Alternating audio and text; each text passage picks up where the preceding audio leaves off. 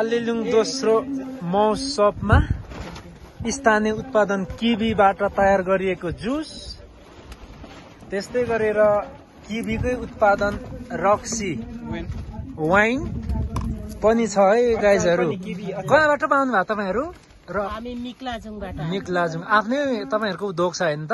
हजुर, यो हाम्रो सबै आफ्नै उत्पादन हो सर। ल, यसको मूल्य कति पर्यो यो रक्सीको? यो चाहिँ हामी पहिला 300 मा बेच्थ्यौं, तर अहिले हामी 200 रुपैयाँमा दिइरहेछौँ। ए हजुर। यो हाम्रो किवीको अचार हो, यो 150 रुपैयाँ पर्छ।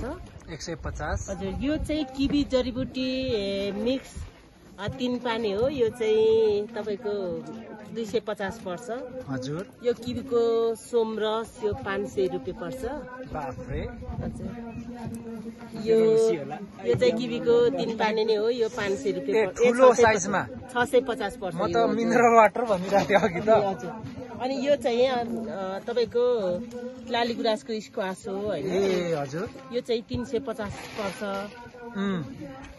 यो चाहिँ 1 बदलमा 3 बदल पानी मिसाएर खाने हो।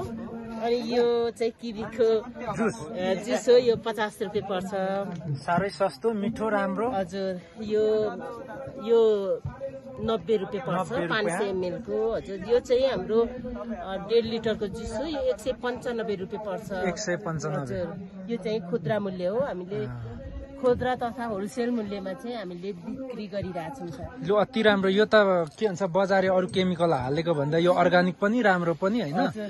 भनेपछि अब यो उत्पादनले धान्न सक्छ यो 5 स्तरमा कि अब सीमित समयपछि रोकिन्छ यो कि निरन्तर? 12 मास उपलब्ध गराउन सक्छौँ, हामीसँग स्टक छ। हो, मार्केटिङ गर्नु पर्यो। फालेलुङमा चाहिँ खासै यसको मार्केटिङ भएको छैन, 1-2 पटक बाहेक हैन। अब फालेलुङतिर पनि अन्य उत्पादनलाई यसले चाहिँ विस्थापित अथवा प्रतिस्थापित गर्नु पर्यो। हाम्रो सल्लाह सुझाव। ठिकै छ, तपाईहरुको साथ पायौं भने अवश्य हाम्रो पनि बजार विस्तार गर्ने हाम्रो लक्ष्य हो सर। लु, धन्यवाद। ल, माथि तपाईले बोलाउनु भएको छ।